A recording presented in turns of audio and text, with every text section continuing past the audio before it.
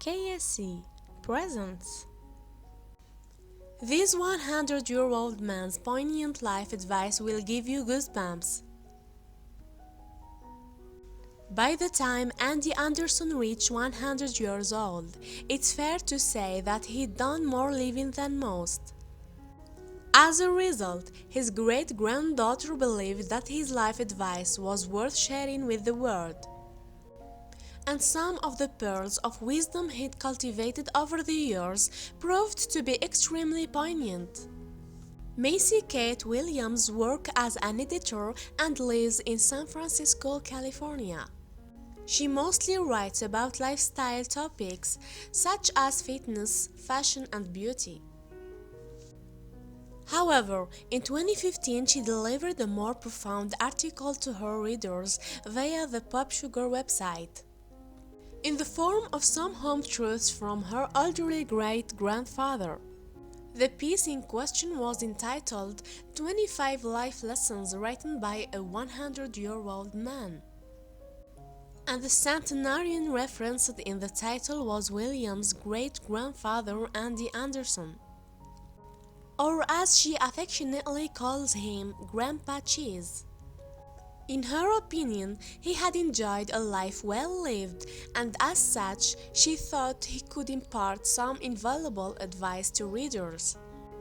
Of course, there was nothing revolutionary about William's thinking. Young people have often looked to wiser, older generation for advice. They have spent longer living on Earth and have therefore probably picked up a trick or two for navigating life's often bumpy path. The internet is awash with advice articles in which older people dole out their wisdom to younger readers. It seems that when it comes to advice, like a good wine, it gets better with age. As a result, it's the centenarian that appear to hold the authority when it comes to recommendations for living a good life. It might be a fair assumption that 100-year-olds must be doing something right to live to such a ripe old age. So people seem eager to hear their advice, no doubt in the hope they can implement some of it into their own lives. And often it's the little things that older people tend to attribute their successes to. The people who live long and fruitful lives often seem to chalk up their old age to completely unexpected factors.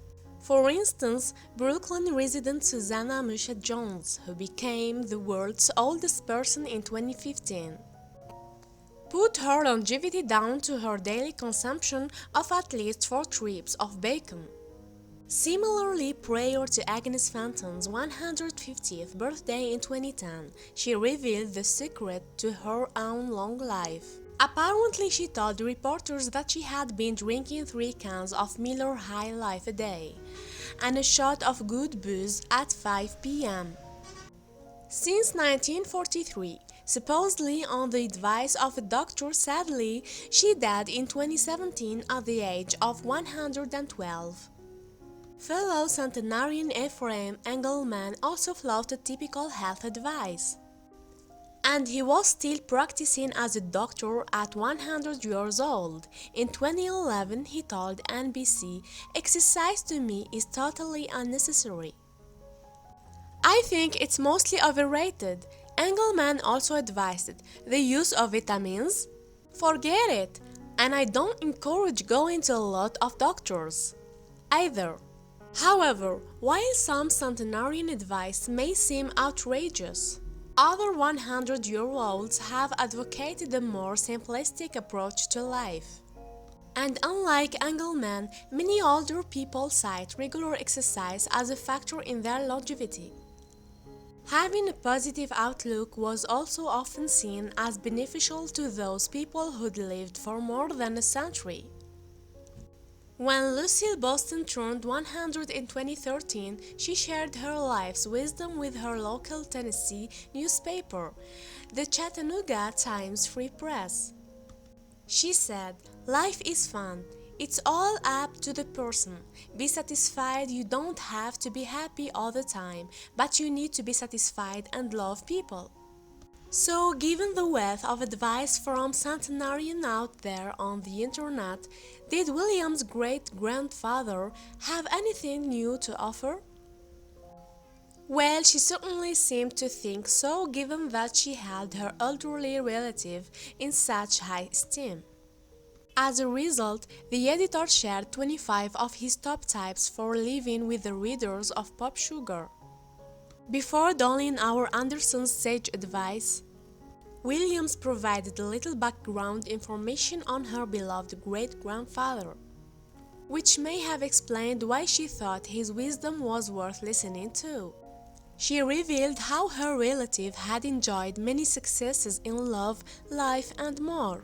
Williams first introduced her readers to Anderson. She wrote, "My grandfather is 100 years old, and living a century has taught him a thing or two." In fact, she felt that her relative was so interesting that she claimed, "Auntie Anderson's life story is one of the big screen." Then she backed that bold claim up with some important facts. To begin with, Williams explained how Anderson had found the love of his life. After a whirlwind romance, she revealed, "He met my great-grandmother on a Saturday, and they married on the following Saturday. They stayed together until my grandma took her last breath 67 years later." Furthermore, Anderson's marriage proved to be fruitful, Williams explained. In between those 67 years, they had 2 children, adopted another son, and were the greatest party throwers in the county. We have the pictures to prove it. But the centenarian's family life was just one of his successes.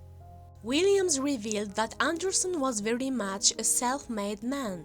She wrote, "Without going to college, he worked his way to the top. He became the corporate manager of the dairy department of Safeway for the entire country. And his family was clearly proud of all the elderly residents' achievements."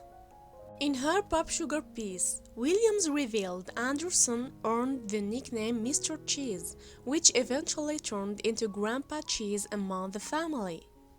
A name that has admittedly gotten a few bro raises, but despite his cute pet name. Williams insisted that her great-grandfather's wisdom was invaluable.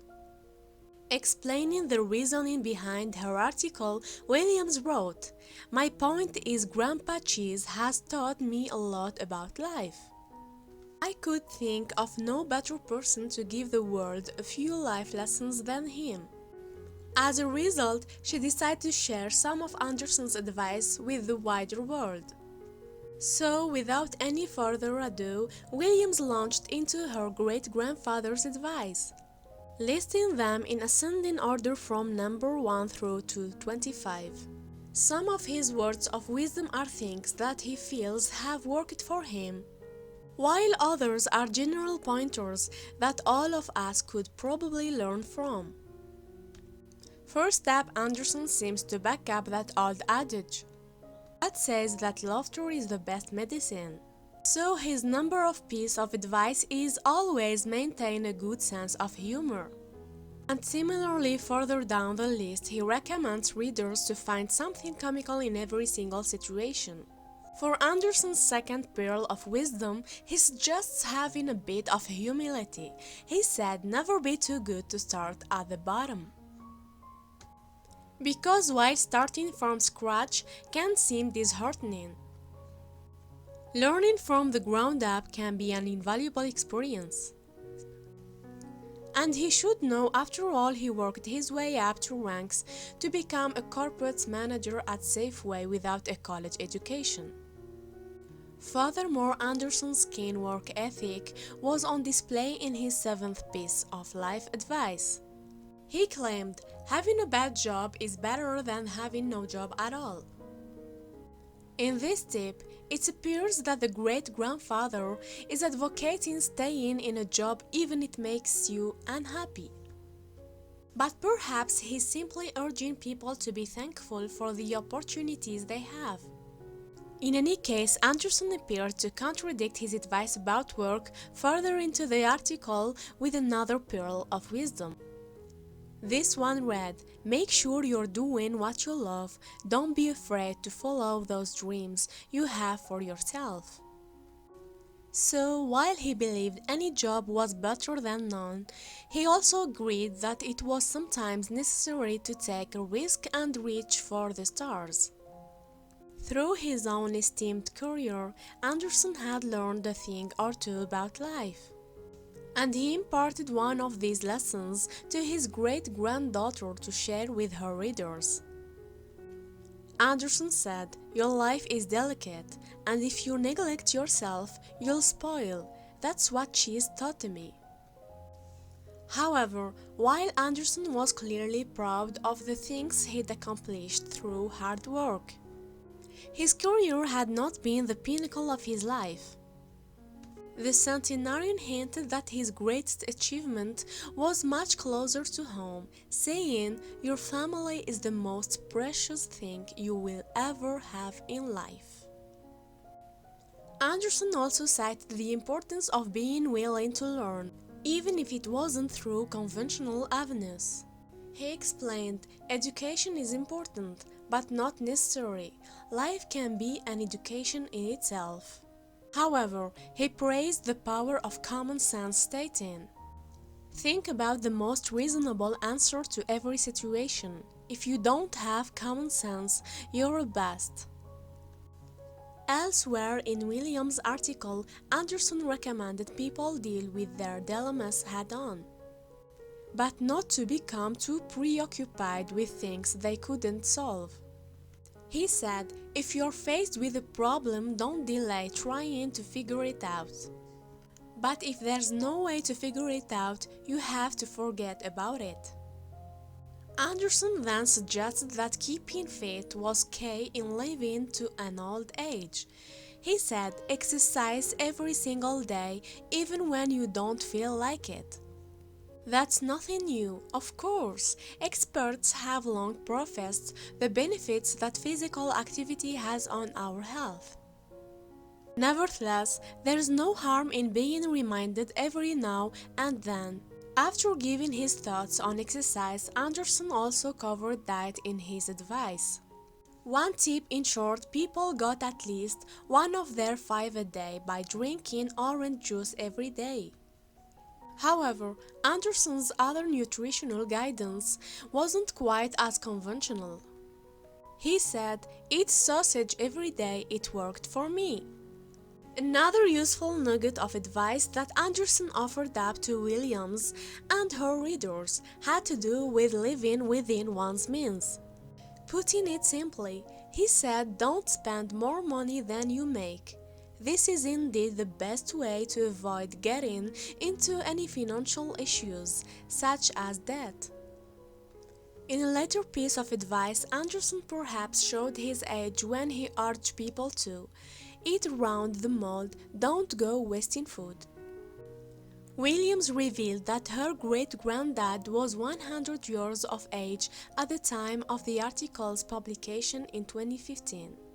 That means that he was likely born around 1915, 14 years before the start of the Great Depression in 1929.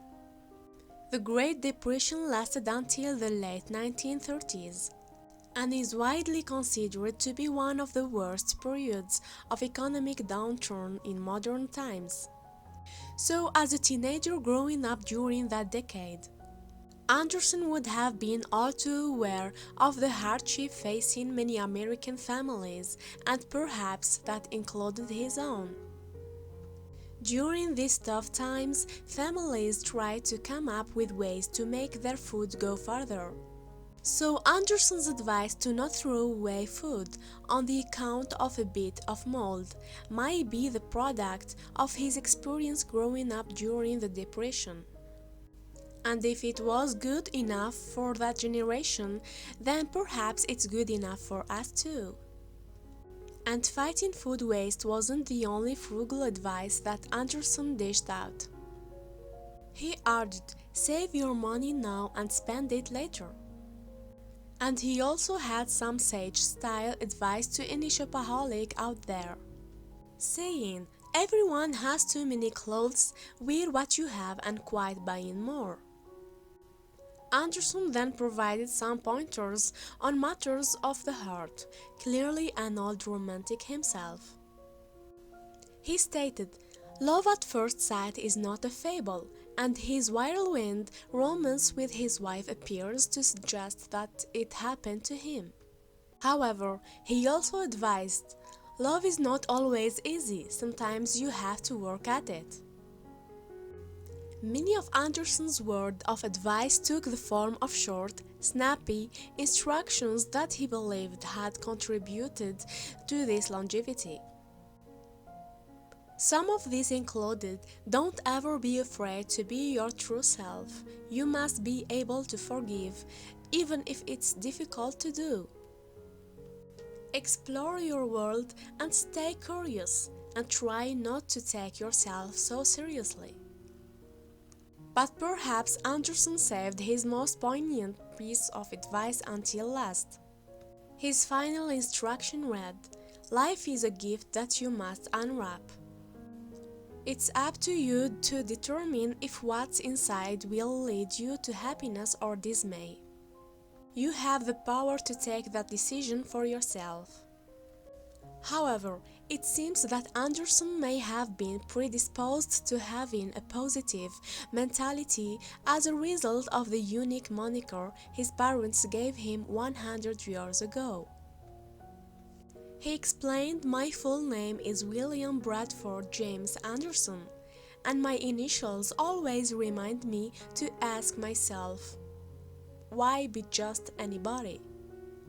So, why should we listen to Anderson's advice? Well, according to Williams, he was still living the life of Riley at the grand old age of 100. The writer revealed, if you're wondering what Grandpa Cheese is up to these days, he's riding his motorized scooter around Benicia and planning on what I'm going to do when I start to get old, he says.